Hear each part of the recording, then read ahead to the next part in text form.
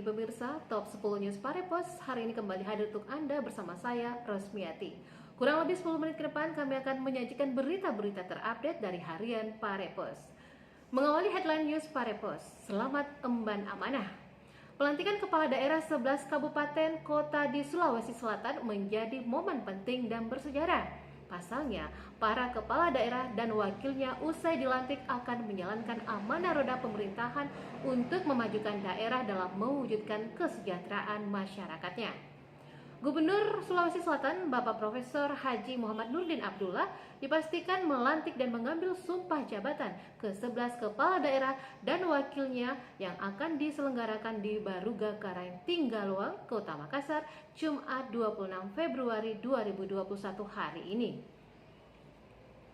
Pemirsa, pastikan personel bebas narkoba. Memastikan terbebas penyalahgunaan narkoba, Polres Parepare dan Pinrang melaksanakan pemeriksaan tes narkoba terhadap personilnya.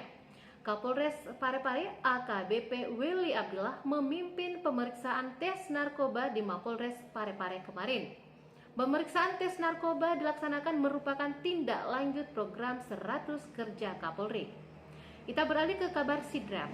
Pemirsa, api melalap 3 rumah semi permanen di Jalan Kedaulatan Lingkungan 1 Cilelang, Kelurahan Lakesi, Kecamatan Maritengai, Kabupaten Sidenden Rapang, Sulawesi Selatan.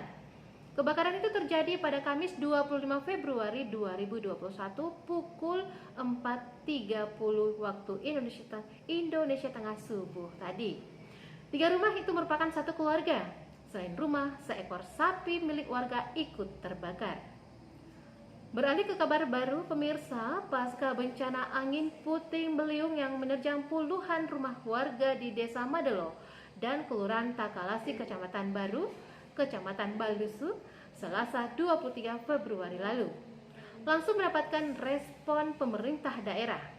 Hanya dalam waktu 24 jam pasca kejadian, Rabu 24 Februari, pemerintah Kabupaten Baru melalui Dinas Sosial langsung turun ke lokasi sekaligus menyalurkan bantuan baik berupa sembako, pakaian, makanan siap saji, juga diserahkan alat perlengkapan masak, tikar, dan kasur serta terpal. Pemirsa, kita beralih ke kabar Polman.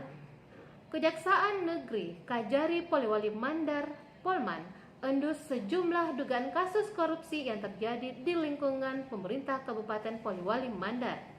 Tetapi pihak Kejari Polman belum membeberkan dugaan kasus korupsi yang sementara diselidiki itu. Alasannya, kasus tersebut sementara penyelidikan. Kasih Intel Polewali Mandar, Iwan Max Mamara, mengaku menindaklanjuti instruksi Jaksa Agung Republik Indonesia dalam pemberantasan korupsi di Indonesia. Kita beralih ke kabar Kota Parepare. Pemerintah Kota Parepare mengajak masyarakat untuk bersama-sama menjaga dan meningkatkan kebersihan lingkungan dan keindahan. Selain itu, menangani dan mengurangi sampah di Parepare, itu agar tetap selalu bersih dan indah. Ajakan pemerintah Kota Parepare tertuang dalam surat edaran nomor 610/044/DLH tentang pengelolaan sampah dan kebersihan lingkungan yang ditandatangani Sekda Parepare Iwan Asaat atas nama Wali Kota Parepare Nomor 11 Tahun 2012 tentang pengelolaan persampahan dan Peraturan Wali Kota Parepare Nomor 38 Tahun 2018 tentang kebijakan dan strategi pemerintah daerah dalam pengelolaan sampah rumah tangga dan sampah sejenis sampah rumah tangga. Beralih ke kabar Majene. Bupati Majene Lukman meminta Satuan Tugas Satgas Transisi Darurat Pemulihan Pasca Gempa Kabupaten Majene segera mengambil langkah cepat. Menurutnya, langkah ini untuk mengefektifkan 10 validasi agar turun ke lokasi mengecek keabsahan data yang sebelumnya telah dikumpulkan pemerintah desa dan kecamatan. Bupati menginstruksikan agar pihak BPBD Majene segera menjemput cuklak yang nantinya akan menjadi petunjuk teknis dan sebagai dasar pembuatan peraturan bupati. Pemirsa, kita beralih ke kabar Enrekang. Kepolisian Resort Polres Enrekang berencana adakan bimbingan dan latihan bagi calon anggota Polri. Hal ini disampaikan Kepala Bagian atau Kabak Bagian Sumber Dana Polres AKP Abdul Aziz yang mengatakan penerimaan Polri saat ini tinggal satu pintu, yaitu Akpol, Bintara, dan Tantama dilakukan satu kali penerimaan.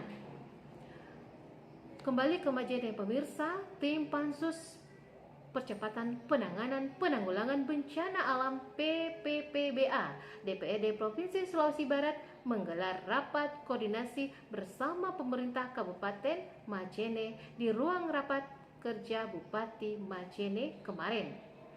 Sekretaris Pansus DPRD Syarifuddin menginginkan agar rakor dapat dimanfaatkan anggota lainnya dalam memberikan masukan kepada pemerintah daerah Majene dalam hal penanganan bencana. Pemirsa, terakhir Headline News Parepos menghadirkan kabar dari Pinrang. Pemerintah melalui Kementerian Sosial RI memutuskan tahun 2021 ini tidak menganggarkan santunan untuk ahli waris korban meninggal dunia akibat COVID-19. Sehingga keluarga korban kini dipastikan tidak bisa lagi mendapat santunan kematian dari pemerintah sebesar 15 juta rupiah seperti tahun sebelumnya.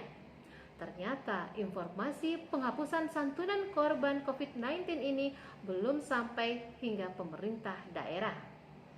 Salah satunya Dinas Sosial Kabupaten Pinrang.